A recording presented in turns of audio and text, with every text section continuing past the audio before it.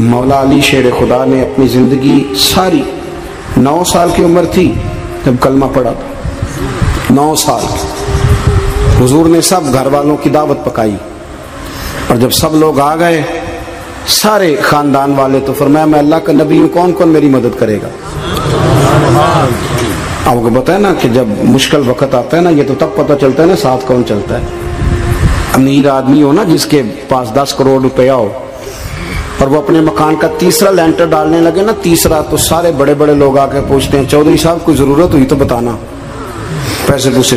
تو غریب آدمی کی چھت گر جائے تو اسے کوئی بھی نہیں پوچھتا، بلکہ جن سے تعلق ہوتا ہے وہ بھی موبائل بند کر لیتے ہیں، وہ کہتے ہیں اس نے واپس کیسے کر دیں۔ حضرت مولا علی اس زمانے میں جب سام سونگ گیا سب کو، حضور نے فرمایا کون کون میرے ساتھ چلے گا؟ روٹی بھی کھا لی، گھر بھی آ گئے، صادق اور امین بھی کہہ دیا، جب کہا چلے گا کون کون؟ چپ کر گئے۔ تو حضرت علی کہتے ہیں جب میں نے حضور کے چہرے پر ذرا پریشانی دیکھی نا، یہ چلتے کیوں نہیں، تو آپ فرماتے ہیں کہ ابھی میں کھجور کھا رہا تھا، کرتا لمبا پہنا ہوا تھا، سب سے پیچھے بیٹھا تھا، اور حضرت علی کا قد بھی درمیانہ تھا۔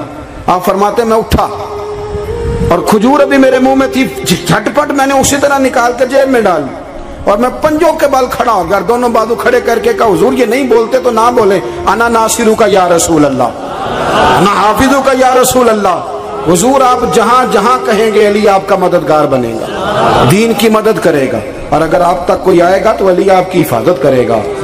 9 سال کی عمر میں چلے علی دین کی نوکری کے لیے، پھر بدر میں بھی پہلی صف میں، احد میں بھی پہلی صف میں، خندق میں بھی پہلی صف میں۔ ایک جنگ میں حضور نے کہا علی تو رہ جا، اس دفعہ رہ جا، تو عرض کی رو پڑے حضرت علی، دلیر آدمی تھے، رو پڑے، کہنے لگے حضور آپ مجھے بچوں اور عورتوں کے پاس چھوڑ کے جا رہے ہیں، حضور مجھے لے چلے، میں میدان کا زندگی ساری گزار دی، ساری زندگی گزار دی، اپنے زمانے میں آپس کا اختلاف بھی دیکھا، ساری زندگی شیر خدا نے دین کو دے دی۔ کوفے کی جامع مسجد میں 21 رمضان کو جب حضرت علی کو خنجر لگا نا، تو تاریخ میں جملہ محفوظ ہے، خنجر لگا نا جب وہ 9 سال کی عمر میں یاری لگائی، 63 سال عمر ہو گئی، جب خنجر لگا تو کہنے لگا فزت برب الکعبہ، مجھے رب کعبہ کی قسم آج کامیاب ہو گیا ہوں، پانی پرن سہیلیاں تے رنگا رنگ کڑے، اسی پریا اس دا جانیے جس دا توڑ چڑھے۔ کہا دیکھو بھائی میں آج کامیاب ہو گیا، میں کامیاب ہو گیا، وہ جو میں نے کہا تھا حضور میں ساتھ رہوں گا، تے لے سجنا سا توڑ نبھائی، جان دیتی راہ تیرے، دے دیا ہر چیز دین کو دے دی۔ کون سی پراپرٹی چھوڑ کے گئے پیچھے، کون سا نظام بنا کے گئے؟ امام حسن بھی شہید ہوئے، پتہ ہے آپ کو؟ امام حسن کا بھی دن منانا چاہیے کہ نہیں؟ ان کے یوم وصال پہ بھی کچھ جلسہ کر لیا کرو، بڑے ہیں امام حسین سے، جدھر سارا زمانہ چلتا ہے ادھر چل پڑتے ہو۔ حدیث میں جہاں جہاں نام آیا نا، پہلا امام حسن کا ہے، دوسرا امام حسین کا ہے، اور امام حسین کے اپنے جملے ہیں، فرماتے ہیں میرا بھائی نہیں، میرا امام بھی ہے، میرا امام بھی ہے۔ اور آپ فرمایا کرتے تھے میں نے بڑی چیزیں اس حسن سے سیکھی ہیں، جو انہوں نے سیکھا ایک بتاؤں اس میں سے؟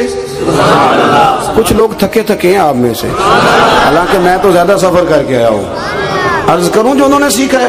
سنو، امام حسین خود بتاتے ہیں، فرماتے ہیں کہ اب میرے بھائی نا امام حسن اپنی ایک بیوی کو طلاق دینا چاہتے تھے، اختلاف شدید ہو گیا، بات طلاق تک آ گئی، مجھے پتا چلا تو میں پہنچا، میں نے کہا بھائی جان کیا اختلاف ہے بھابھی سے، سنا طلاق دینے لگے؟ فرمایا ہاں طلاق دے دوں گا۔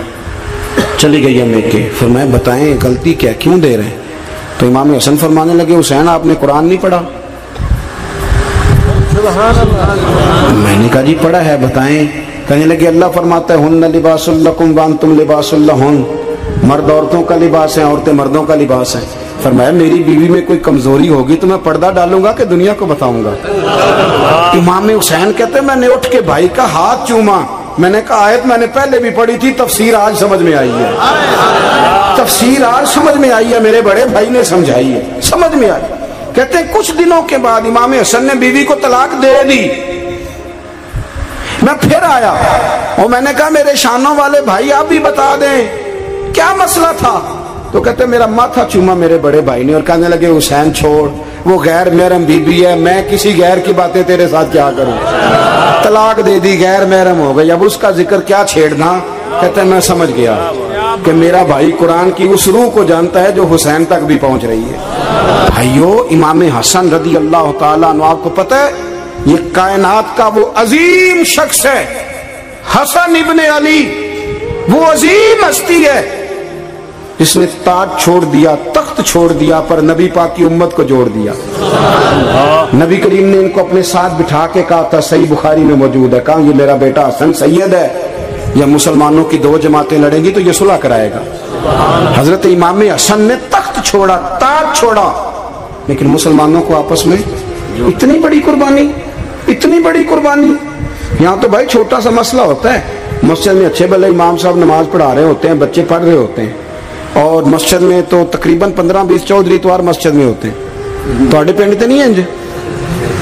چلو اللہ کا شکر ہے جی، اتنے نہیں تھوڑے نے، چلو اللہ کرے وہ بھی نال ہی ڈال جان، درویشی چنگی چدرا دا کی کرنا ہے۔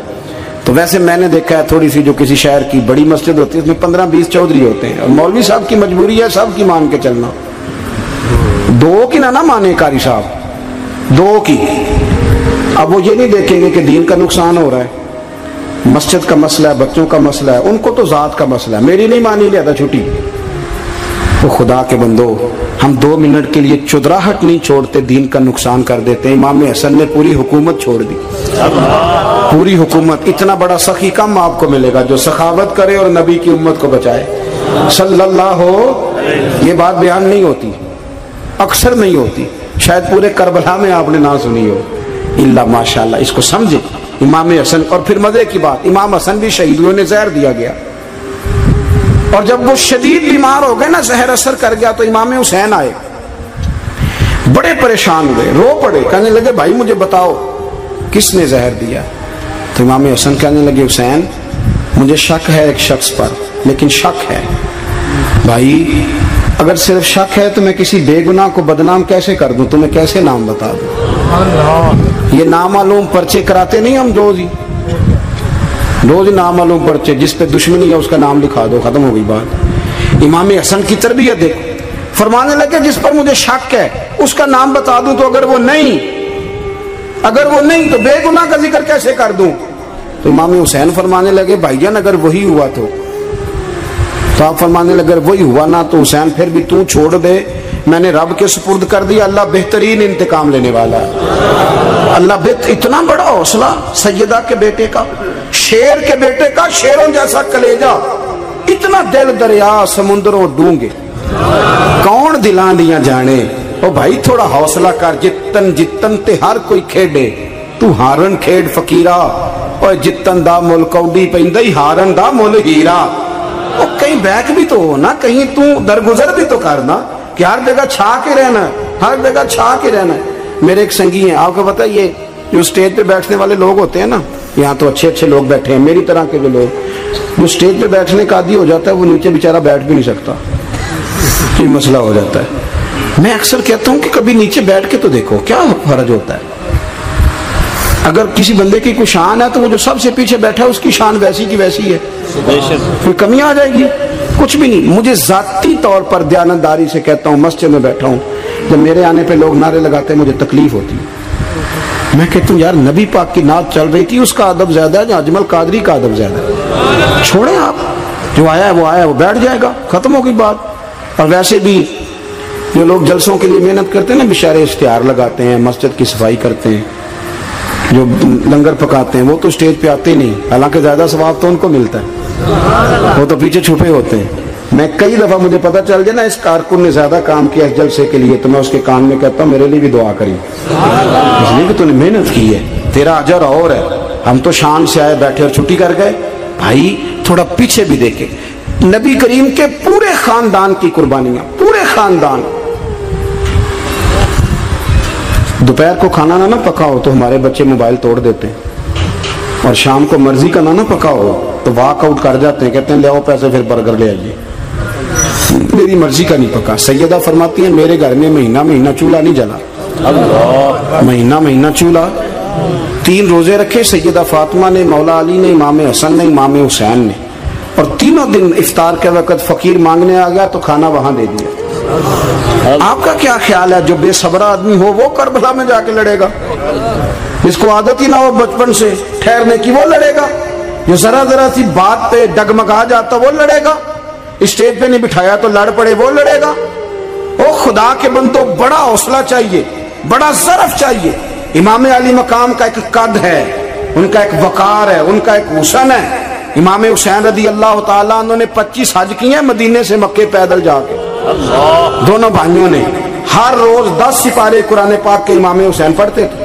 حضرت عبداللہ ابن زبیر کہتے ہیں میں سیدہ فاطمہ کے بیٹے حسن اور حسین سے جب بھی ملا ہوں دونوں بھائیوں نے روزہ رکھا ہوا ہوتا تھا۔